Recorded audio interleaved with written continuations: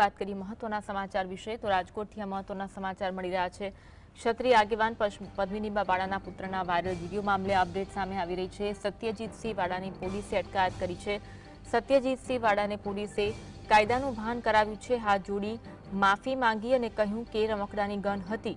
રીલ્સની ઘેલછામાં રમકડાની gun ટાંકી scene સપાટા કર્યા હોવાનું તેના દ્વારા કબૂલવામાં આવ્યું છે। પોલીસે કાયદાનું ભાન કરાવ્યું છે।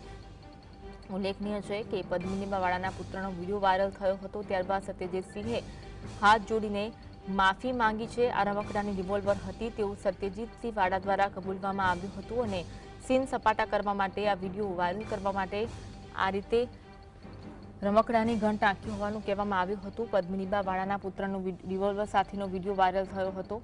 એક નવરાત્રી દરમિયાન તેમને કાર્યક્રમમાં હાજરી આપવાનું આમંત્રણ આપવામાં આવ્યું હતું। તે દરમિયાનનો આ વિડીયો હતો જે વાયરલ થયો હતો અને જે ખૂબ જ ચર્ચામાં આવ્યું હતું। ત્યારબાદ પોલીસ દ્વારા સત્યજીતસિંહ વાળાને પૂછપરછ માટે લઈ જવામાં આવ્યો હતો અને ત્યારબાદ સત્યજીતસિંહ વાળા દ્વારા કબૂલવામાં આવ્યું હતું કે રમકડાની ગન હતી। આ અંગે વધુ વાત કરીશું। સંવાદદાતા લકી ફોનલાઈન પર જોડાયા છે। લકી, કબૂલવામાં આવ્યું છે કે સીન સપાટા કરવા માટે આ રીતની રમકડાની ગન હતી જે ટાંકવામાં આવી હતી, વિગત જણાવશો। આપને જણાવી દઉં કે ક્ષત્રિય સમાજના આગેવાન પદ્મિનીબા વાળાના પુત્ર દ્વારા એક સોશિયલ મીડિયામાં એક વિડીયો છે તે મૂકવામાં આવ્યો હતો। તેમાં જે પોતે જે રિવોલ્વર જેવા દેખાતા હથિયાર જે કમરે ચીંગાડીને નીકળ્યો હતો અને ચોક્કસપણે આ વિડીયો છે તે વાયરલ થયો હતો। તેને લઈને આ સોશિયલ મીડિયામાં આ વિડીયો વાયરલ થતા હવે પોલીસે આખરે જે કાર્યવાહી છે તે હાથ ધરી છે।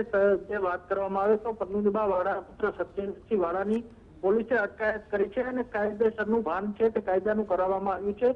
સત્યજીતસિંહ વાળાએ હાથ જોડીને પોતે માફી માંગી છે કે આ રમકડાની ગન હતી અને પોતે રીલ્સની ઘેલછામાં રમકડાની ગન ટાંગીને ફર્યા હતા અને સીન સપાટા કર્યા હતા। એટલે ચોક્કસપણે હાલ તો પોલીસે તેની અટકાયતી પગલાં લઈને કાર્યવાહી કરી છે। ફોટો અને વિડીયો પણ તેમના દ્વારા જાહેર છે તે કરવામાં આવ્યો છે। જી, આભાર લકી જોડાવા માટે અને માહિતી આપવા માટે।